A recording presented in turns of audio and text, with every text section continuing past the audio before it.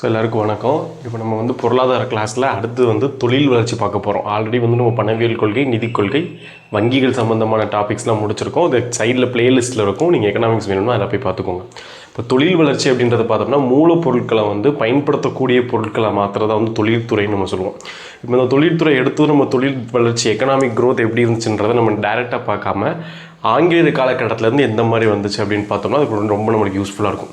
இப்போ பிரிட்டிஷ் பீரியடில் பார்த்தோம் அப்படின்னா அந்த பொருளாதார டைமில் அந்த தொழில் வளர்ச்சியை தொழில்துறையை வந்து ஆர்சி தத்தும் மற்றும் பிற வரலாற்று அறிஞர்கள் கலந்து 3 காலகட்டமாக பிரிக்கிறாங்க. ஆங்கிலேயர் காலத்தில் இருந்ததை 3 காலகட்டமாக பிரிக்கிறாங்க. அதில் ஃபஸ்ட்டு பார்த்தோம்னா வணிக மூலதன காலம். இந்த வணிக மூலதன காலம்ன்றது 1757 1813 வரையிலானது வணிக மூலதன காலம். ஏன்னா நம்ம வணிக மூலதனம் எடுத்துக்கிட்டோம்னா தொடக்கத்தில் வந்து ஆங்கிலேயர் வந்து இந்தியாவுக்கு வணிகம் பண்ணுறதுக்காக, ட்ரேடு பண்ணுறதுக்காக தான் வந்தாங்க. இப்போ அது ரிலேட்டட் எடுத்துக்கிட்டோம்னா ஸோ உங்களுக்கு இந்த இதெல்லாம் தெரியும், வர்த்தக ஏகபோக உரிமை இருந்துச்சு. வர்த்தக ஏகபோக உரிமைனா அவங்க வந்து இங்கிலாந்திலிருந்து அந்த கிழக்கிந்திய நிறுவனம் இங்கிலாந்துலேருந்து வரக்கூடிய இந்த கிழக்கிந்திய நிறுவனம் வந்து நான் மட்டும்தான் வந்து வணிகம் பண்ணணும் அப்படின்றக்காக ஒரு ஏகபோக உரிமை தான். அந்த ஒரு நிறுவனம் மட்டும்தான் இந்தியாவிலேருந்து வணிகம் பண்ணுன்ற ஒரு ரைட்ஸோடு தான் வந்தாங்க. அப்போ அந்த வர்த்தக ஏகபோக உரிமை காலகட்டமும் சொல்கிறோம். இந்த 1757 பிளாசிப்போர்லேருந்து 1803 பட்டய சட்டத்துக்கு முன்னாடி வரைக்கும் இருக்க காலகட்டத்தை வணிக மூலதன காலம்னு சொல்கிறோம். இந்த காலகட்டங்கள் என்ன செய்கிறாங்கன்னா இங்கிருந்து இந்தியாவிலிருந்து பொருட்களை வந்து குறைந்த விலைக்கு எடுத்துகிட்டு போய் அதை இங்கிலாந்துலையும் பிற ஐரோப்பா நிறுவனங்களை அதிக விலைக்கு விற்கினாங்க. இந்தியாவிலேருந்து பொருட்கள் எடுத்துகிட்டு போய் அதை அதிக விலைக்கு, இங்கேருந்து குறைந்த விலைக்கு எடுத்துகிட்டு போய் அங்கே அதிக விலைக்கு விற்கிறதா வந்து இந்த வணிக மூலதன காலத்தோட முக்கியமானது. அப்போ இங்கே இந்தியாவில் பொருட்களை வாங்குறதுக்கு அவங்களுக்கு பணம் எங்கேருந்து கிடச்சிச்சுன்னா இங்கே உங்களுக்கு பிளாசிப்போருக்கு அப்புறம் வந்து பார்த்தோம்னா இங்கே வந்து அவங்க வந்து பணம் வசூல் பண்ணக்கூடிய ஒரு உரிமைக்கு தள்ளப்படுறாங்க. ஸோ வந்து பணமே டேக்ஸை கலெக்ட் பண்ணலான்ற ஒரு லெவலுக்கு போகிறாங்க. அதுக்கு முன்னாடி வரைக்கும் ட்ரேடு மட்டும்தான் இருந்துச்சு. அப்போ இங்கே கிடைக்கக்கூடிய நில வருவாய், ஸோ இங்கே உங்களுக்கு நில வருவாயில் கிடைக்கக்கூடிய பணத்தை வச்சு இங்கேருந்து குறைந்த விலைக்கு பொருட்களை வாங்கி அது ஐரோப்பாவில் அதிக விலைக்கு போய் விற்கிறாங்க. இதுதான் வந்து வணிக மூலதன காலம்ன்றோம். அதுக்கப்புறம் தொழில் மூலதன காலம். ஸோ தொழில் மூலதன காலம்ன்றது 1813 1858 அந்த 813 பட்டய சட்டத்திலேருந்து 57 புரட்சிக்கு அப்புறம் 1858 வரைக்கும். ஏன்னா 58 கிழக்கிந்திய கம்பெனிகிட்ட இருக்கக்கூடிய இந்தியா வந்து இங்கிலாந்து கிட்ட டேரெக்டாக போயிடும். ஸோ அதனால் வந்து அந்த காலகட்டம் வரைக்கும் இருக்கிறது நம்ம தொழில் மூலதன காலம் அப்படின்றோம். ஸோ இந்த இடத்துல முக்கியமானது பார்த்தோம்னா 1813 பட்டய சட்டத்து முக்கியமானது அந்த ஏகபோக உரிமை வந்து ரத்து செய்யப்படுது. அந்த நிறுவனம் வந்து ஏகபோக உரிமை வாங்கிட்டு தான் கிழக்கிந்திய நிறுவனம் வந்து இந்தியாவுக்கு வராங்க. அந்த ஏகபோக உரிமை வந்து ரத்து செய்யப்படுது. ஸோ எல்லாத்துக்கும் ரத்து செய்யப்பட்டுச்சானா கிடையாது. தேயிலை தொடர்பானது, ஒபிசியம் தொடர்பானது, சீனாவுடனான வர்த்தகம் தொடர்பானது, இந்த 3 தவிர மீது எல்லாத்துலேயுமே வந்து இந்த ஏகபோக உரிமையை ரத்து செய்கிறாங்க. 1833 பட்டய சட்டத்தில் மொத்தமாகவே ஏகபோக உரிமையை ரத்து செஞ்சுருவாங்க. இந்த 3ஐயுமே சேர்த்து ரத்து செஞ்சுருவாங்க. பட் தொடக்க புள்ளியை வந்து இந்த 1813 சட்டமும் இருக்கும். அதே மாதிரி இந்தியா வந்து கச்சா பொருட்களை வழங்கக்கூடிய நாடாக வந்து இப்போ இந்த நிறுவனத்துக்கு மாறுது. அதாவது இங்கே இருந்து கச்சா பொருட்கள், இப்போ ஒரு ட்ரெஸ்ஸு செய்யணும் அப்படின்னா பருத்தி, அப்போது ஒரு பொருள் செய்கிறதுக்கு ஒரு மூலப்பொருள் கிடைக்கக்கூடிய நாடாகவும் இங்கேருந்து எடுத்துகிட்டு போகிற மூலப்பொருளை ஒரு முழு பொருளாக கம்ப்ளீட் பொருளாக மாற்றி அந்த பொருள் விற்கக்கூடிய அந்த உற்பத்தி பொருட்களான சந்தையாகவும் வந்து இந்தியா வந்து மாறப்படுது. ஸோ இங்கேருந்து மூலப்பொருட்களை எடுத்துகிட்டு போயிட்டு அந்த மூலப்பொருட்களை முழு பொருளை ரெடி பண்ணி இங்கே இந்தியாவில் விற்கிற ஒரு இந்தியா வந்து ஒரு சந்தையாகவே உங்களுக்கு மாறுது. உற்பத்தி பொருட்கள்லாம் சந்தையாகவே மாறுது. ஸோ இதுதான் வந்து தொழில் மூலதன காலம்னு சொல்கிறோம். மூணாவது பார்த்தோம்னா நிதி மூலதன காலம். ஸோ நிதி மூலதன காலம்ன்றது 1858 பிறகு, ஸோ 1858 அப்புறம் வந்து நம்ம நிதி மூலதன காலம்னு சொல்கிறோம். இந்த நிதி காலத்தில் பார்த்தோம்னா பிரிட்டிஷோட மூலதனமாக இருக்கக்கூடிய ரயில்வே, பெருந்தோட்டம், இது எல்லாத்துலேயுமே இன்வெஸ்ட் பண்ணுறாங்க. ரயில்வேல, தேயிலை, கப்பல் துறை, காஃபி, பேங்க்கு, இது எல்லாத்துலேயுமே இன்வெஸ்ட் பண்ணிவிட்டு இதிலேருந்து கிடைக்கக்கூடிய லாபம், அசல் எல்லாத்தையுமே எடுத்து அவங்க டெவலப் பண்ணிக்கிறாங்க. இது என்னதான் வந்து நம்ம வந்து இந்த ரயில்வே அறிமுகப்படுத்துறது ஒரு சாதனையாக பார்த்தாலும் அந்த இடத்துல வந்து இந்த மூலப்பொருளை கொண்டு போகிறதுக்காக தான் இவ்வளோ விஷயமும் அவங்க பண்ணியிருப்பாங்க. ஏன்னா மூலப்பொருட்களை ஈஸியாக கொண்டு போகணுன்ட்டு ஒரு துறைமுகம் இருக்குது அப்படின்னா துறைமுகத்தையும் ஒரு லைனை கனெக்ட் பண்ணுறதுக்கு ரயில்வே லைனு, ஸோ இந்த மாதிரி கொண்டு போகிறதா வந்து இதில் பார்த்தாங்க. அதுக்கப்புறம் நம்ம வரிசையாக வந்து தொழிற்கொள்கைகளை பார்க்கலாம். இது வந்து நில வருவாய் முறைகள். ஸோ நில வருவாய் முறைகள் பற்றி இந்த டாபிக் நீங்கள் ஐஎன்எம் கிளாஸஸில் டீட்டெயிலாக பார்ப்பீங்க. இப்போ இந்த எக்கனாமிக்ஸ்க்கு தேவையானதை மட்டும் நம்ம இந்த இடத்துல பார்த்துக்கலாம். ஸோ இப்போ நில வருவாய் முறைகளில் 3 வகையான நில வருவாய் முறைகள் இருந்துச்சு. ஏன்னா நம்ம முன்னாடியே பார்த்தோம், நிலங்களில் கிடைக்கக்கூடிய டேக்ஸ் வச்சு தான் அவங்க இங்கே கூடிய எல்லாத்தையும் பார்த்துக்கிட்டாங்கன்னு. அப்போ நிலத்தில் வரக்கூடிய வருவாயே வந்து அவங்க 3 கேட்டகிரியாக வந்து நில வருவாய் முறைகளை பிரித்து வச்சுக்கிறாங்க.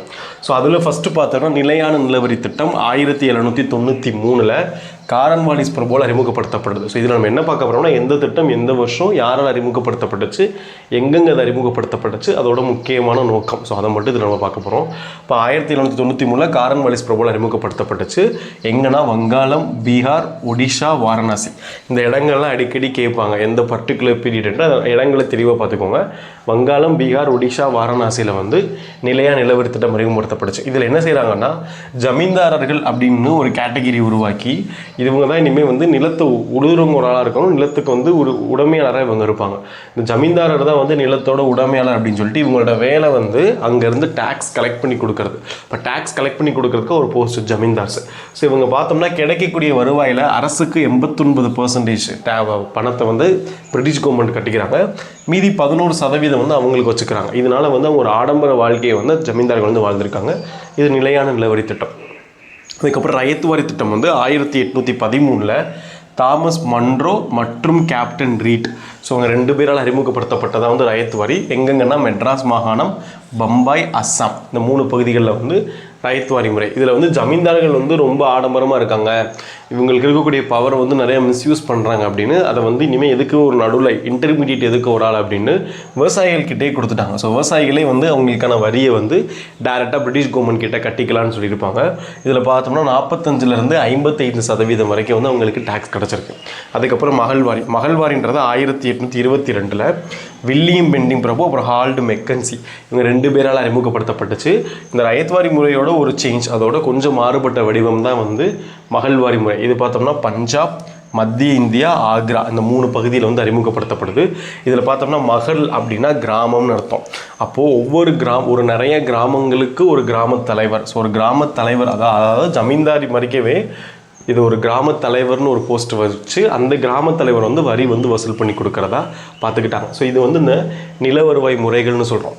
அதுக்கப்புறம் இவங்களோட காலகட்டத்தில் என்ன நடந்துச்சு அப்படின்னா இங்கே இருக்கக்கூடிய பாரம்பரிய தொழில்கள் எல்லாமே அழிஞ்சு போச்சு இந்த பொருளாதாரத்தோட பிரிட்டிஷ் காலகட்டத்தில்.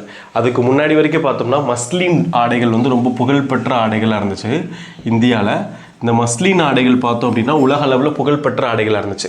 இந்த மஸ்லின் ஆடைகளால் பிரிட்டிஷால் இங்கேருந்து கொண்டு போய் மூலப்பொருளை கொண்டு போய் பஞ்சை எடுத்துகிட்டு போயிட்டு அந்த மிஷினால் செய்யப்பட்ட துணியோட போட்டி போட முடியல. அதனால் மஸ்லின் ஆடைகளோட புகழ் வந்து மங்கி போச்சுன்னு சொல்லலாம்.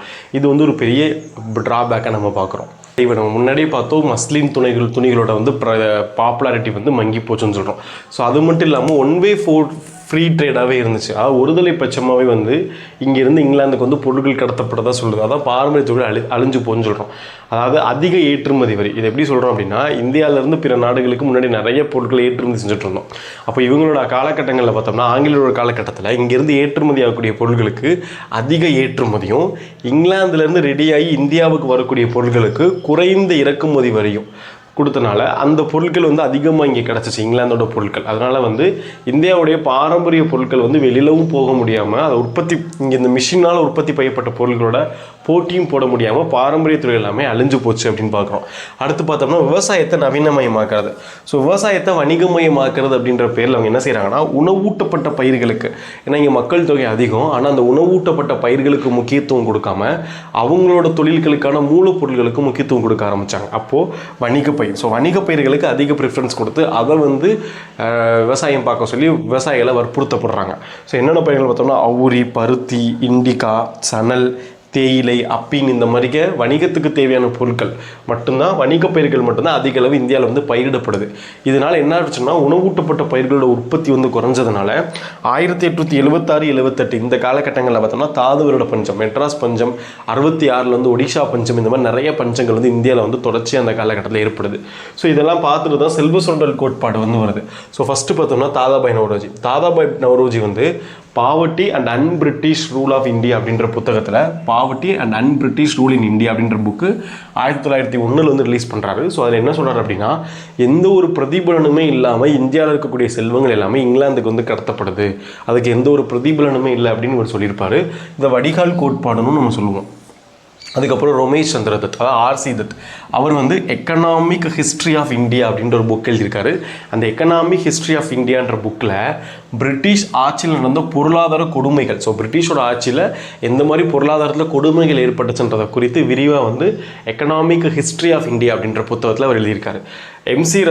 எம்ஜி ரானடே கூட பார்த்தோம்னா பிரிட்டிஷ் காலகட்டத்தில் வந்து தொழில் வளர்ச்சி, இந்தியாவில் தொழில் வளர்ச்சி வந்து முடக்கப்பட்டுச்சு அப்படின்னு எழுதியிருப்பார். அப்போ நம்ம இவ்வளோ நேரம் பார்த்தது பிரிட்டிஷ் பீரியடில் நம்மளோட எப்படி தொழில்கள் வந்து முடக்கப்படுது. ஏன்னா இங்கேருந்து பிரிட்டிஷ் வந்து சுதந்திரம் கொடுத்துட்டு போனதுக்கப்புறம் நிறைய தொழில்துறையில் நம்ம பின்தங்கி தான் இருந்தோம், பின்தங்கி ஒரு நாடாக தான் இருந்தோம். அதை டெவலப் பண்ணுறதுக்கு அடுத்து இந்திய அரசாங்கம் என்னென்னலாம் செஞ்சுச்சுன்றதை அடுத்தடுத்து நம்ம பார்க்கலாம். ஸோ இப்போ வந்து மத்திய அரசால் தொடங்கப்பட்ட முதல் இனிஷியேட்டிவ், அந்த தொழில்களை வந்து டெவலப் பண்ணுறதுக்காக பார்த்தோம் அப்படின்னா, தொழில்துறையை மேம்படுத்துறதுக்காக முதல் தொழிற்கொள்கை 1948 ஏப்ரல் 6 வருது. அப்போ இருந்த தொழில்துறை அமைச்சர் யாருன்னா டாக்டர் ஷியாம் பிரசாத் முகர்ஜி. ஸோ இவர் தான் வந்து மினிஸ்டர். ஸோ இதில் வந்து தான் முதல் தொழிற்கொள்கை. ஸோ இதில் பார்த்தோம்னா முதல் முக்கியத்துவம், ஸோ முதன்மையான நோக்கம், இந்த முதல் தொழிற்கொள்கையோட முதன்மையான நோக்கம் பார்த்தோம் அப்படின்னா கலப்பு பொருளாதாரம்.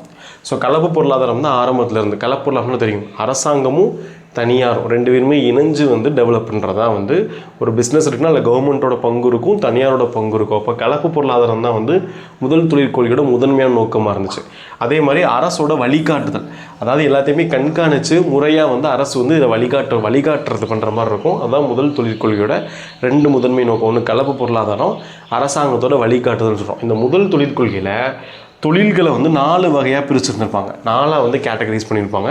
இதை அடிக்கடி கேட்பாங்க, முதல் தொழிற்கொள்கையில் தொழில்கள் வந்து எத்தனை வகையாக வகைப்படுத்தப்பட்டிருந்துச்சு அப்படின்னு.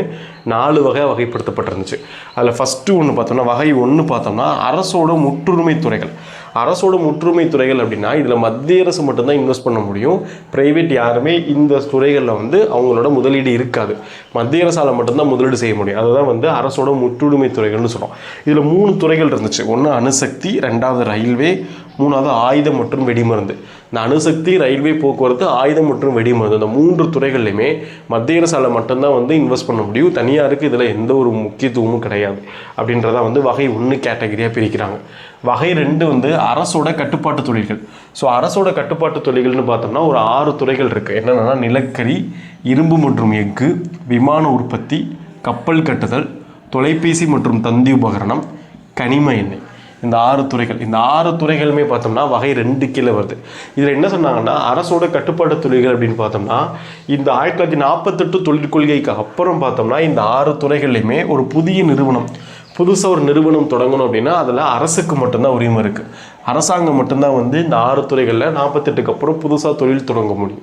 அப்போ நமக்கு ஒரு கேள்வி வரலாம், ஆல்ரெடி இதில் வந்து ஏதாவது ஒரு நிறுவனம் இருந்தாங்கன்னா அவங்க என்ன செஞ்சுருப்பாங்க 48க்கு அப்புறம்? இப்போ வந்து விமான உற்பத்தி பண்ணுறது, கப்பல் கட்டுறதுல ஒரு ப்ரைவேட் இருந்திருக்கலாம். அப்போ அந்த ப்ரைவேட் செக்டர் என்ன பண்ணியிருப்பாங்கன்னா இதுக்கப்புறம் ஒரு 10 வருஷத்துக்கு 48க்கு அப்புறம் அடுத்த 10 ஆண்டுகளுக்கு அந்த நிறுவனங்கள், இப்போ கப்பல் கட்டுறதுல ஒரு நிறுவனம் இருக்குன்னா அவங்க தொடர்ச்சியாக வந்து இருந்துக்கலாம்னு சொல்லியிருப்பாங்க. அப்போ 10 வருஷத்துக்கு அப்புறம் என்ன செய்வாங்கன்னா அதை அரசாங்கம் முடிவு பண்ணிக்கணும். அரசாங்கம் அதை மறு ஆய்வு பண்ணி அவங்களுக்கான விஷயங்களை பண்ணுவாங்கன்ற மாதிரி இந்த வகை 2 கீழே கொண்டு வந்திருந்தாங்க. அடுத்த வகை 3ன்னு பார்த்தோம்னா ஒழுங்குமுறைக்கு உட்பட்ட தொழில்கள். ஸோ ஒழுங்குமுறைக்கு உட்பட்ட தொழில்களில் நுகர்வோர் மற்றும் தேசிய நலன் சார்ந்த ஒரு 18 துறைகள் வந்து ஒழுங்குமுறைக்கு உட்பட்ட துறைகளில் இருந்துச்சு. ஸோ இதில் பார்த்தோம்னா இது தனியாருக்காக திறக்கப்பட்டாலும், ஸோ ப்ரைவேட் வந்து இதில் இன்வெஸ்ட் பண்ணிக்கலான்ட்டு தனியாருக்காக திறக்கப்பட்டாலும் முறையான ஒழுங்குமுறையும் கண்காணிப்புக்கும் உட்பட்டது. ஸோ என்னதான் தனியாருக்கு திறந்து விட்டாலும் அரசாங்கத்தோட ஒழுங்குமுறைக்கும் கண்காணிப்புக்கும் உட்பட்டவை தான் வந்து இந்த வகை 3 கீழே பார்க்குறோம். ஸோ இதுதான் வந்து வகை 1, வகை 2, வகை 3, 4. ஸோ வகை 4ன்றது தனியார் மற்றும் கூட்டுறவு தொழில்கள். அந்த 3 கேட்டகரிஸ், வகை 1, வகை 2, வகை 3, இந்த 3லேயுமே வராத செக்டார்ஸ் எல்லாமே வகை 4ல் இதில் தனியாரும் கூட்டுறவு தொழில்களுக்குமான ஒரு துறைகளை வந்து உருவாக்கப்படுது. அவங்களுக்கு முக்கியத்துவம் கொடுத்துருக்காங்க, அவங்க தொழில் தொடங்கிக்கலாம் அப்படின்னு சொல்லியிருக்காங்க. ஸோ இதை தாண்டி இந்த 4 ஃபஸ்ட் நம்ம என்ன பார்த்தோம், கலப்பு பொருளாதாரத்துக்கு முக்கியத்துவம் பார்த்தோம், அரசோட வழிகாட்டுதல் அது இருக்குன்னு பார்த்தோம், அதுக்கப்புறம் செக்டார்ஸை 4ஆக பிரிச்சாங்கன்னு பார்த்தோம். இதை தாண்டி இதோட முக்கியத்துவம், முதல் தொழிற்கொள்கையோட முக்கியத்துவம் பார்த்தோம்னா குடிசை மற்றும் சிறு தொழில்னு சொல்லலாம். ஏன்னா குடிசை மற்றும் சிறு தொழில்கள் பார்த்தோம்னா கிராமப்புற மேம்பாட்டுக்கு ரொம்ப முக்கியமாக இருக்கும். ஏன்னா கிராமப்புறம் சார்ந்த தொழில்களில் வந்து இந்த குடிசை தொழில்களும் சிறு தொழில்களும் சொல்கிறோம். இது வந்து பார்த்தோம்னா கிராமப்புற மேம்பாட்டுக்கு ரொம்ப முக்கியமானதும், அதே மாதிரி வேலை வாய்ப்பு அதிகமாக உருவாக்கும் அப்படின்னு நம்பப்படுது. எனக்கு சின்ன சின்ன கடைகள், சின்ன சின்ன தொழில்களாக இருந்தால் நிறைய பேத்துக்கு வேலை வாய்ப்பு கிடைக்கும். அதனால் இந்த குறு தொழில்களையும் குடிசை தொழில்கள் மற்றும் சிறு தொழில்களுக்கு முக்கியத்துவம் கொடுக்கறதையும் அதை பாதுகாக்கணும், அந்த மாதிரி தொழில்களை பாதுகாக்கணும் அப்படின்றது முதல் தொழிற்கொள்கையோட ஒரு முக்கியமான அம்சமாக இருந்துச்சு. அதை தாண்டி தொழிலாளர்கள் நலனுக்கு முதல் தொழிற்கொள்கையில் நிறைய முக்கியத்துவம் கொடுத்துருந்தாங்க. என்னென்ன மாதிரிலாம் கொடுத்துருந்தாங்க அப்படின்னா, ஃபஸ்ட்டு வந்து நியாயமான ஊதியம். ஸோ அவங்க வேலை பார்க்குறதுக்கான நியாயமான ஊதியம் கொடுக்கணும் அப்படின்னு சொல்லியிருந்தாங்க. வேலை சூழல், அவங்களுக்கான வேலை சூழலை ஒரு சிறந்த நல்ல கட்டமைப்போடு ஏற்படுத்தி கொடுக்கணும்னு சொல்லியிருந்தாங்க. 3வது பார்த்தோம்னா மேலாண்மையில் தொழிலாளரோட பங்களிப்பு. ஸோ அந்த தொழிலோட பங்களிப்பு அந்த தொழிற்சாலையோட மேலாண்மையில் இருக்கணுன்றது இந்த முதல் தொழிற்கொள்கையோட முக்கியத்துவமாக பார்க்குறோம். அதுக்கப்புறம் பார்த்தோம்னா 2ஆம் தொழிற்கொள்கை கொள்கை எடுத்துக்கிட்டோம்னா 1956 ரிலீஸ் ஆகுது. இந்த இரண்டாம் தொழில் கொள்கையை தான் பார்த்தோம்னா தொழில்துறையோட மகாசாசனம்னு சொல்கிறோம். இது ரொம்ப முக்கியமானது. இரண்டாம் தொழில் கொள்கையை தொழில்துறையோட மகாசாசனம் அப்படின்னு சொல்கிறோம். இது வந்து இரண்டாம் ஐந்தாண்டு திட்டம். இந்த இரண்டாம் ஐந்தாண்டு திட்ட காலகட்டத்தில் வந்ததாக வந்து தொழிற்கொள்கை 1956. இதோட பின்னணி அப்படின்னு பார்த்தோம்னா 1954 ஆவடியில் காங்கிரஸ் மீட்டிங் நடக்கும். இந்த காங்கிரஸ் மீட்டிங்கில் சோஷியலிசம் மாதிரி சமுதாயம்ன்றத ஒரு டார்கெட்டாக வச்சுருப்பாங்க. எல்லாமே சோஷியலைஸாக இருக்கணும் அப்படின்றத ஒரு டார்கெட்டாக வச்சுருப்பாங்க. அந்த டார்கெட்டை அடையிறதுக்கான ஒரு அடிப்படை நோக்கமாக தான் வந்து இந்த இரண்டாம் தொழில் கொள்கை 1956 வந்திருக்கு. இது பார்த்தோம்னா பிசி மஹலனோபிஸோட பொருளாதார மாதிரி, பிசி மஹலனோபிஸோட அந்த எக்கனாமிக் கான்செப்டை அடிப்படையாக வச்சு உருவாக்கப்பட்டதாக வந்து இரண்டாம் தொழில் கொள்கை. முன்னாடி பார்த்தது நுகர்வோர் பொருட்கள் இருந்துச்சு. அந்த நுகர்வோர் பொருட்களை விட கனரக மற்றும் அடிப்படை தொழில் தான் முக்கியம் அப்படின்னு சொல்லியிருப்பாங்க. கன்சியூம் பண்ணக்கூடிய பொருட்களை விட இந்த கனரக பொருட்களுக்கு அது முன்னுரிமை தான் அதிகம் அப்படின்னு அதுக்கு முக்கியத்துவம் கொடுத்தாங்க. முதல் தொழில் கொள்கையில் எப்படி தொழில்களை வந்து 4 கேட்டகரிஸாக பிரித்தாங்களோ, இரண்டாம் தொழில் கொள்கையில் தொழில்களை 3 கேட்டகரிஸாக பிரிச்சிருக்காங்க. அட்டவணை ஏ, அட்டவணை பி, அட்டவணை சி அப்படின்னு 3 கேட்டகரிஸாக பிரிச்சிருக்காங்க. இப்போ அந்த முதல் தொழில் கொள்கையில் வந்து 4 கேட்டகரியாக பிரிச்சிருப்பாங்க தொழிலோட வகைப்பட. அதை இரண்டாம் தொழில் கொள்கை 56 பார்த்தோம்னா 3 பிரிச்சிருப்பாங்க. அட்டவணை ஏ, அட்டவணை பி, அட்டவணை சி அப்படின்னு. இப்போ அட்டவணை ஏல பார்த்தீங்கன்னா 17 தொழில்கள் இருக்குது மொத்தம். 17 தொழில்கள் அட்டவணை ஏ. அதில் பார்த்தோம்னா வகை 1ல் 3 தொழில்கள் தான் இருந்துச்சு. முற்றிலும் மத்திய அரசால் தொடங்கக்கூடியது 3 துறைகள் அதை பிரிச்சிருந்தாங்க 48. இப்போ 56 பார்த்தோம்னா இதுவுமே வந்து முழு பொறுப்பு வந்து அரசிடம் தான் இருக்குது. ஆனால் இதில் 17 தொழில்கள் இருக்குது. இதில் பார்த்தோம்னா ஆயுதம், அணுசக்தி, இரும்பு மற்றும் எஃகு, கனரக தொழில்கள், நிலக்கரி, ரயில்வே, விமான போக்குவரத்து, இந்த மாதிரி ஒரு 17 துறைகள் பார்த்தோம் அப்படின்னா அட்டவணை ஏவு கீழே கொண்டு வராங்க. அடுத்த அட்டவணை பின்னு பார்த்தோம்னா 12 தொழில்கள் வந்து அட்டவணை பிக்கு கீழே வருது.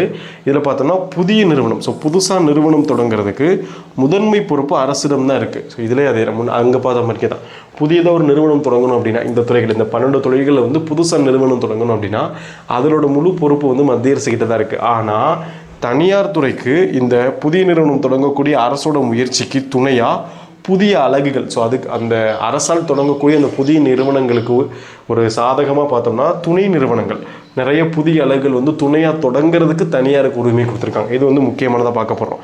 அப்போ புதிய நிறுவனம் தொடங்க முதன்மை பொறுப்பு அரசிடம் இருந்தாலும் எது அட்டவணை பியில் இந்த தனியாருக்கு பார்த்தோம்னா அரசோட முயற்சிக்கு துணையாக புதிய அலகுகள் தொடங்கிறதுக்கு அனுமதி கொடுத்துருக்காங்க. இதில் என்னென்ன வருதுன்னா அலுமினியம் வரும், உரம், ரசாயனம், சாலை மற்றும் கடல் போக்குவரத்து, இந்த மாதிரி ஒரு 12 தொழில்கள் வருது. இது ரெண்டுலேயுமே இல்லாதது அட்டவணை சியில் வரும். இதில் பார்த்தோம்னா முற்றிலுமே தனியார் துறைக்கு உட்பட்டது. இது பார்த்தோம்னா 1951 IDRA, industries development and regulation ஆக்ட்னு சொல்லுவோம். Industries development regulation act.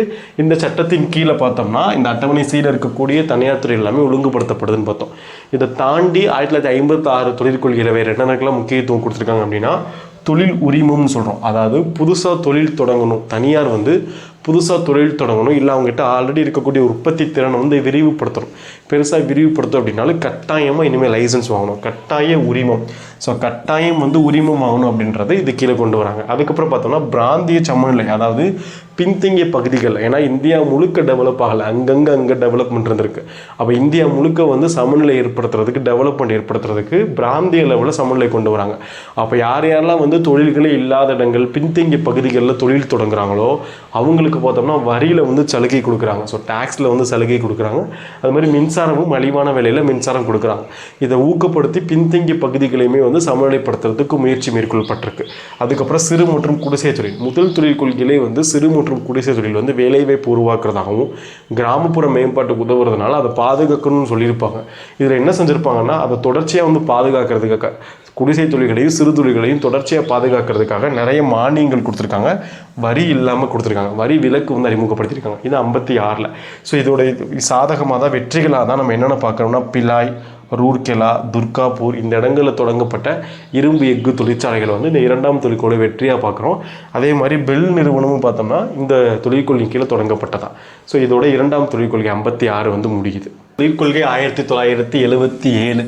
இது பார்த்தோம்னா காங்கிரஸ் அல்லாத கட்சி ஜனதா கட்சியால் வந்து தொடங்கப்பட்டதாக வந்து இந்த தொழிற்கொள்கை 1977.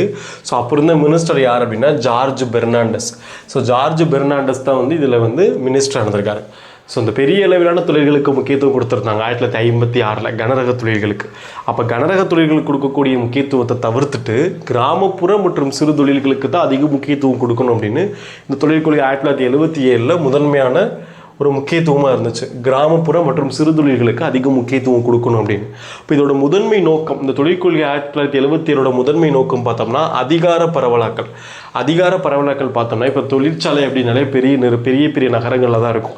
அப்போ இந்த பெரிய பெரிய நிறுவனங்கள், பெரிய பெரிய நகரங்கள் இருக்கக்கூடிய தொழிற்சாலைகளை சிறிய நகரங்களுக்கும் கிராமப்புறங்களுக்கும் கொண்டு போகணும். ஸோ பெரிய பெரிய நகரங்கள் இருக்கக்கூடிய தொழிற்சாலைகளை கிராமப்புறங்களுக்கும் சிறிய நகரங்களுக்கும் கொண்டு போனோம்னா அந்த இடமும் டெவலப் ஆகும் அப்படின்னு இதோட முதன்மை நோக்கமாக இருந்துச்சு. அதே மாதிரி வேலை வாய்ப்பை அதிகமாக உருவாக்கணும். அப்போ வேலை வாய்ப்பை எங்கே அதிகமாக உருவாக்க முடியும் அப்படின்னா சிறு மற்றும் குடிசை தொழில்கள். ஸோ சிறு மற்றும் குடிசை தொழில்களுக்கு நம்ம நிறைய டெவலப் பண்ணோம், அதிக முக்கியத்துவம் கொடுத்தோம் அப்படின்னா அது மூலியமாக வந்து நம்ம வேலை வாய்ப்பை அதிகமாக உருவாக்கலாம்னு சொல்லியிருப்பாங்க. இது ரெண்டு தான் வந்து இதோட முதன்மை நோக்கமாக இருந்துச்சு. ஒன்று அதிகாரத்தை பரவலாக்கணும், இன்னொன்று அதாவது வேலை வாய்ப்பை வந்து உருவாக்கணும். இதை தாண்டி பார்த்தோம்னா நம்ம சிறு தொழில்னே 48 பார்த்துட்டே வரோம். 1948 பாதுகாக்கணும்னு சொல்லியிருப்பாங்க. 56 அதில் வந்து வரி விலக்கு கொடுத்துருப்பாங்க, மானியங்கள் கொடுத்துருப்பாங்க. 77 கொள்கையில் பார்த்தோம் அப்படின்னா அந்த சிறு தொழில்களை வந்து 3 கேட்டகரிஸாக பிரிக்கிறாங்க. அதை பார்த்தோம் அப்படின்னா ஃபஸ்ட்டு பார்த்தோம்னா குடிசை மற்றும் வீட்டு தொழில்கள். இந்த குடிசை மற்றும் வீட்டு தொழில்ன்றது சிறு தொழிலோட வர முதல் கேட்டகரிஸாக இருக்குது. இதில் பார்த்தோம் அப்படின்னா சுய தொழிலுக்கும் கிராமப்புற கைவினைஞர்கள் சார்ந்த தொழில்கள் எல்லாமே இதில் வருது. சுயதொழில் சார்ந்த தொழில்களும் கிராமப்புற கைவினைகள் சார்ந்த தொழில்களும் பார்த்தோம் அப்படின்னா குடிசை மற்றும் வீட்டு தொழில்கள் கீழே வருது. அதுக்கப்புறம் மிகச்சிறிய துறை சிறு தொழில் அப்படின்னு பிரிக்கிறாங்க. இந்த மிகச்சிறிய துறை பார்த்தோம்னா இயந்திரங்கள் மற்றும் ஆலை, அதோட மிஷின்ஸ் மற்றும் ஆலை, இதில் இன்வெஸ்ட் பண்ணக்கூடிய பணம் வந்து 1 லட்சத்துக்கும் குறைவாக இருந்தால், ஸோ நல்லா பார்த்துக்கோங்க, இந்த அமௌண்ட்டை 1 லட்சத்துக்கும் குறைவாக இருந்தால், அப்போது இயந்திரங்கள் மற்றும் ஆலைகளில் இன்வெஸ்ட் பண்ணக்கூடிய பணம் வந்து 1 லட்சத்துக்கும் குறைவாக இருந்துச்சு அப்படின்னா அதை மிகச்சிறிய துறைனும், இயந்திரங்களில் நம்ம இன்வெஸ்ட் பண்ணக்கூடிய பணம் வந்து 10 லட்சம் வரைக்கும் இருந்துச்சு அப்படி அதை சிறு தொழில்னு சொல்கிறோம். அப்போ அதில் இன்வெஸ்ட் பண்ணக்கூடிய பணம் வந்து 1 லட்சத்துக்கும் குறைவாக இருந்தால் அதை மிகச்சிறிய துறைனும், 10 லட்சம் வரைக்கும் இருந்துச்சு அப்படின்னா அதை சிறு தொழில் அப்படின்ற கேட்டகரிஸில் பிரிக்கிறோம். அதுக்கப்புறம் இதுதான் வந்து இதோட மிகப்பெரிய சாதனையாக பார்க்கப்படுது மாவட்ட தொழில் மையங்கள்.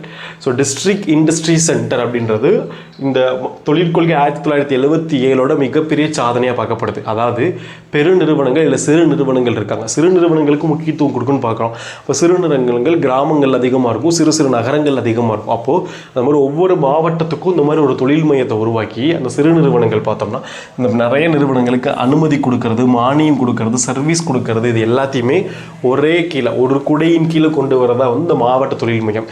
ஸோ இவங்க வந்து பார்த்தோம்னா அந்த நிறுவனங்களுக்கு அனுமதி கொடுக்கறது, மானியம் கொடுக்கறது, தேவையான சேவைகள் கொடுக்கறது, அவங்களுக்கு உதவி செய்கிறது எல்லாத்தையுமே இந்த மாவட்ட தொழில் மையங்கள் பார்த்துக்கிறோன்னு சொல்லியிருப்பாங்க. இந்த மாவட்ட தொழில் மையம்ன்றது 1977 தொழிற்கொள்கையோட ஒரு மிக சிறந்த சாதனை அப்படின்னு பார்க்கப்படுது. அதுக்கப்புறம் பார்த்தோம்னா பெருநிறுவனங்களுக்கு சிறு தொழிலோட தயாரிக்க வேண்டிய பொருள், அந்த சிறு தொழிலோட தயாரிக்க வேண்டிய பொருட்களோட எண்ணிக்கை வந்து அதிகமாக உயர்ந்துருச்சு. எப்போ பார்த்தோம்னா இந்த 1977 கொள்கைகளுக்கு அப்புறம் நம்ம சொல்கிறோம். அதாவது 1956 காலகட்டங்களில் ரொம்ப 48 வந்து சிறு தொழிலுக்கு முக்கியத்துவம் கொடுக்க ஆரம்பிச்சிட்டோம். அதோட வெளிப்பாடாக 1956 இந்த சிறு தொழில்களால் உற்பத்தி செய்யப்பட்ட பொருட்கள் பார்த்தோம்னா 180 வரைக்கும் இருந்துச்சு. அதே வந்து 77 பார்த்தோம்னா 1956 அப்புறம் அதுக்கு நம்ம நிறைய வரி விலக்குகள், மானியங்கள் கொடுத்தனால 1977 பார்த்தோம்னா அந்த சிறு தொழில்களால் உற்பத்தி செய்யப்பட்ட பொருட்கள் வந்து 504 இருந்துச்சு.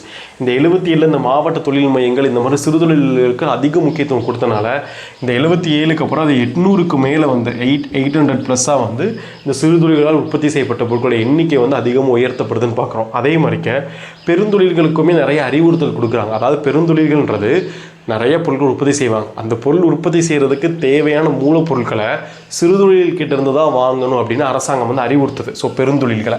ஸோ அதே மாதிரி எம்ஆர்டிபி சட்டம் 1969 எம்ஆர்டிபி சட்டமும் ஃபெரா ஆக்ட் 1973 ரொம்ப கடுமையாக வந்து இந்த தொழிற்கொள்கைக்கு அப்புறம் வந்து பின்பற்றப்படுது பெருந்தொழில்கள் மீது. அதனால் பார்த்தோம்னா நிறைய நிறுவனங்கள் வந்து இந்தியா விட்டு வெளியே போகுதுன்னு சொல்கிறோம். அதில் முக்கியமானதாக ஐபிஎம்மும் கொக்கோகோலாவும் பார்க்கப்படுது. ஸோ இதுதான் வந்து 1977. ஸோ 1977 நீங்கள் சிறு தொழில்ன்றதை மைண்டில் ஃபிக்ஸ் பண்ணிக்கோங்க. சிறு தொழில்களுக்கும் குடிசை தொழில்களுக்கு தான் முக்கியத்துவம் கொடுத்துருக்காங்க. இதில் சிறு தொழில்களை 3 கேட்டகரிஸாக பிரிச்சிருக்காங்க. அதில் மிகச்சிறிய துறைன்றது இயந்திரங்களை இன்வெஸ்ட் பண்ணக்கூடிய பணம் 1 லட்சத்துக்கும் குறைவாக இருக்கணும். சிறு தொழில்ன்றது இயந்திரங்களை இன்வெஸ்ட் பண்ணக்கூடிய பணம் 10 லட்சம் வரைக்கும் இருக்கணும். சிறு தொழிலுக்காக என்னென்ன செஞ்சாங்கன்னு பார்த்துக்கோங்க. இதில் முக்கியமானது மாவட்ட தொழில் மையம். ஸோ மாவட்ட தொழில் மையம் எந்த தொழிற்கொள்கையில் ஆரம்பிக்கப்பட்டது அப்படின்னா 1977. தொழிற்கொள்கை 1980. ஸோ திரும்பி காங்கிரஸ் கட்சி ஆட்சிக்கு வருது. இப்போ தொழிற்கொள்கையை மாற்றுறாங்க. ஸோ இந்திரா காந்தி பீரியடில் கொண்டு வரப்பட்டதா தொழிற்கொள்கை 1980. அப்போ இதில் திருப்பி என்ன செய்கிறாங்கன்னா, இந்த நுகர்வு பொருட்களுக்கு முக்கியத்துவம் கொடுக்கணுன்ட்டு திருப்பி கொண்டு வராங்க. ஸோ அதில் பார்த்தோம் அப்படின்னா, இதோட முக்கியத்துவம் பார்த்தோம் அப்படின்னா பொருளாதாரத்துக்கு புத்துயிர் அளிக்கிறது. அப்போ பொருளாதாரத்தை எப்படி புத்துயிர் அளிக்கிறாங்க அப்படின்னா, உற்பத்தி திறனை, அந்த உற்பத்தி திறனை வந்து அதிகப்படுத்தணும் அப்படின்னு சொல்லியிருப்பாங்க. இது ஃபஸ்ட்டு. அதாவது பொருளாதாரத்துக்கு புத்துயிர் அளிக்கணும், தொழிற்சாலைகளை நவீனமயமாக்கணும், புதுசாக வந்து இனிஷியேட்டிவ் எடுத்து தொழிற்சாலைகளை நவீனமயமாக்கணும் அப்படின்றது இது ரெண்டாவதாக இருக்குது. மூணாவது நெகிழ்வுத்தன்மைன்னு சொல்கிறாங்க. நெகிழ்வுத்தன்மை அப்படின்றது தனியார் துறைக்கும் அரசுக்கும் ஏற்படக்கூடிய முரண்பாடுகள், ஸோ ரெண்டு பேருக்கு இருக்கக்கூடிய முரண்பாடுகளை கலைச்சு ஸோ ஒரு கூட்டாக வந்து முயற்சி மேற்கொள்கிறதா வந்து நெகிழ்வுத்தன்மை, அந்த முரண்பாடுகளை கலைக்கிறது. இது மூணுமே வந்து 1980 தொழிற்கொள்கையோட முக்கியத்துவமாக இருந்துச்சு. ஒன்று பொருளாதாரத்துக்கு புத்துயிர் அளிக்கணும், இன்னொன்று வந்து நவீனமயமாக்கணும், மூணாவது பார்த்தோம்னா நெகிழ்வுத்தன்மை. இந்த தொழிற்கொள்கை 1950 முக்கிய அம்சங்கள் அப்படின்னு பார்த்தோம்னா, ஃபஸ்ட்டு வந்து பொருளாதார கூட்டாட்சி. ஸோ பொருளாதார கூட்டாட்சி வந்து அறிமுகப்படுத்துகிறாங்க. ஸோ பொருளாதார கூட்டாட்சி அப்படின்றது முன்னாடி எப்படி வந்து சிறு நிறுவனங்கள் கிட்ட தான் வந்து பெருநிறுவனங்கள் வந்து அவங்களுக்கு தேவையான பொருட்கள், மூலதன பொருட்களை வாங்கணும் அப்படின்னு 1977 தொழிற்கொள்கையில் அறிவுறுத்துறாங்களோ அதே மாதிரி 1980 பொருளாதார கூட்டாட்சியை கொண்டு வராங்க. அதாவது இப்போ மையத்தில் பெருநிறுவனங்களை வந்து ஏற்படுத்தி அந்த பெருநிறுவனங்களை சுற்றிலும் சிறு நிறுவனங்கள், ஸோ குட்டி குட்டி நிறுவனங்கள் ஏற்படுத்தி இந்த நிறுவனங்களுக்கு தேவையான ஒரு மைய நிறுவனம் இருக்குது, பெருநிறுவனம் இருக்குன்னா அந்த நிறுவனத்துக்கு தேவையான உதிரிபாகங்கள், என்னென்ன உதிரிபாகங்கள்லாம் தேவையோ அதெல்லாம் வந்து இந்த சிறு நிறுவனங்கள் வந்து உற்பத்தி பண்ண சொல்லி அவங்க கிட்டேருந்து வாங்கி ஒரு பிராந்தியமாக ஒரு இடத்தையே வந்து ஒரு பிராந்தியமாக வளர்ச்சி பண்ணுறது, ஒட்டுமொத்த பிராந்தியத்தையுமே டெவலப் பண்ணுறது தான் வந்து இந்த பொருளாதார கூட்டாட்சின்னு சொல்கிறோம். இது வந்து மெயினாக பார்க்கப்படுது.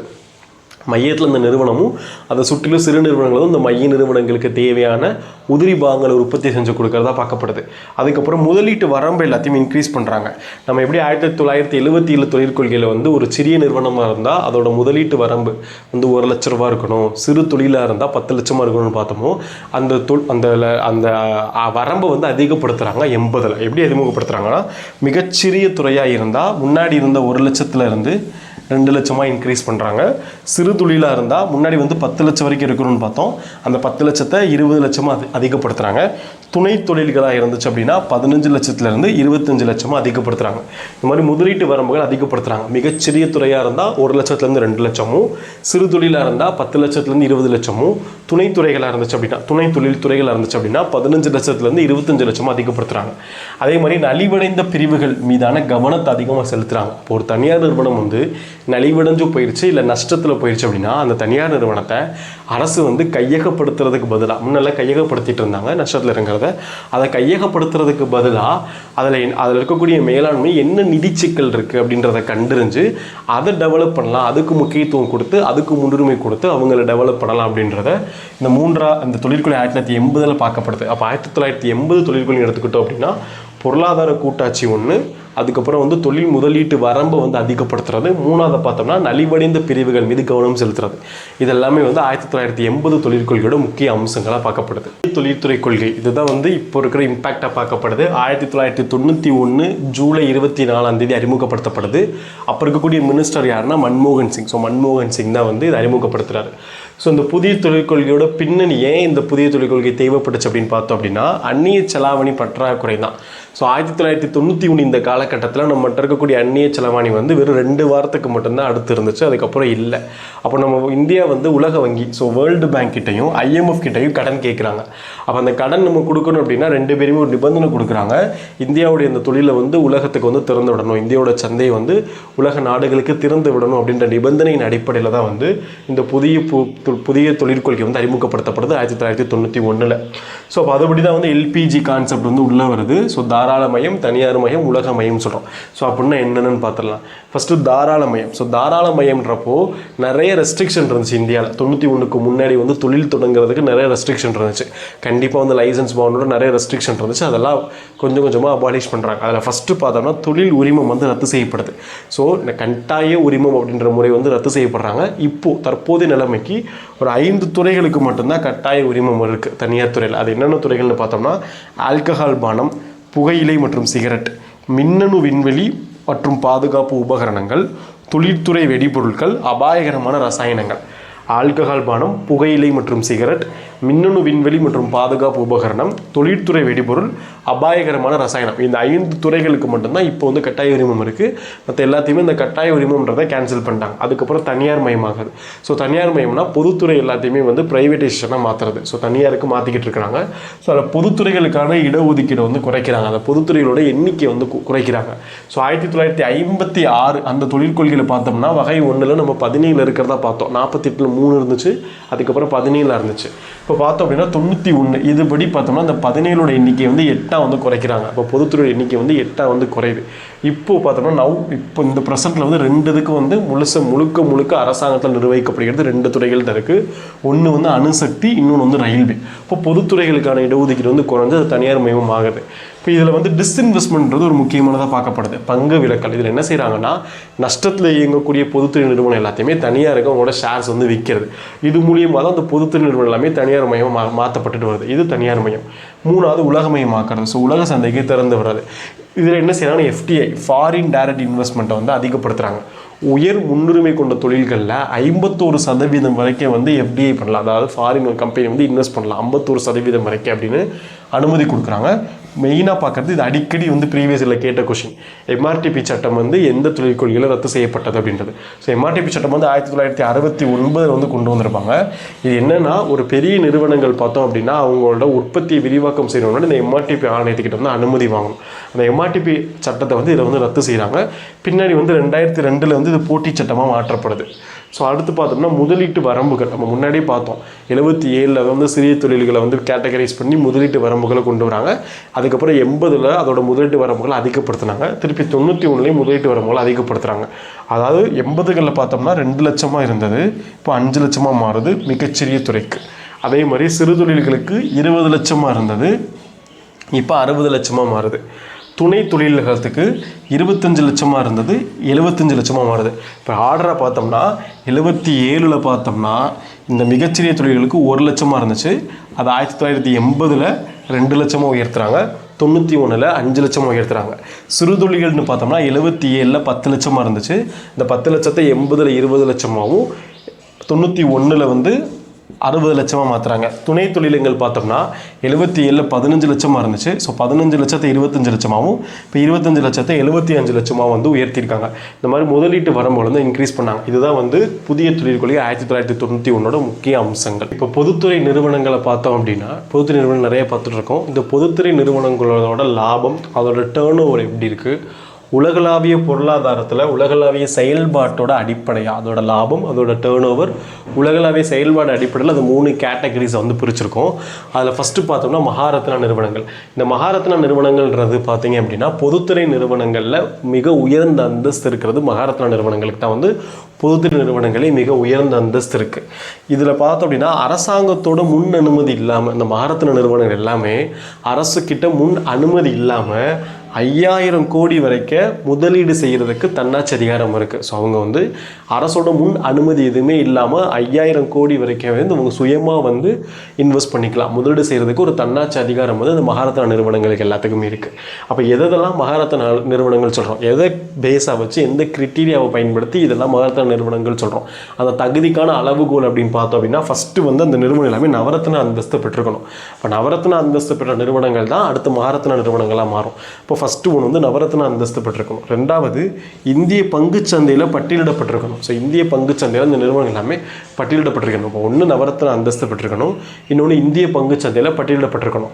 அடுத்து பார்த்தோம்னா கடந்த 3 வருஷத்தில் அந்த நிறுவனம் வந்து மகாரத்னா நிறுவனமாக மாறுறதுக்கு முன்னாடி கடந்த ஒரு 3 வருஷத்தில் மட்டும் பார்த்தோம்னா அந்த நிறுவனத்தோட நெட் ஒர்த்து வந்து 15,000 கோடியாக இருக்கணும், டேர்ன் ஓவர் வந்து 25,000 கோடியாக இருக்கணும், நெட் ப்ராஃபிட் வந்து 5,000 கோடியாக இருக்கணும். அப்போ நெட் ஒர்த்து வந்து 15,000 கோடி, அந்த நிறுவனத்தோட டேர்ன் ஓவர் வந்து 25,000 கோடி, அந்த நிறுவனத்தோட நெட் ப்ராஃபிட் பார்த்தோம்னா 5,000 கோடி. இது கடந்த 3 வருஷத்தில் இருந்துச்சு அப்படின்னா அது மகாரத்னா நிறுவனமாக அங்கீகரிப்பாங்க. ஸோ இப்போ கடைசியாக பார்த்தோம்னா 14வது மகாரத்னா நிறுவனமாக ஹிந்துஸ்தான் ஏரோநாட்டிக்ஸ் லிமிடெட் வந்து இணைஞ்சிருக்கு. இப்போ இந்தியாவில் தற்சமயம் வந்து 14 மகாரத்னா நிறுவனங்கள் இருக்குது. NTPC, ONGC, SAIL, BEL, GAIL, so இது எல்லாமே வந்து மகாரத்னா நிறுவனங்கள் கீழே வருது. அதுக்கப்புறம் நவரத்னா நிறுவனங்கள்.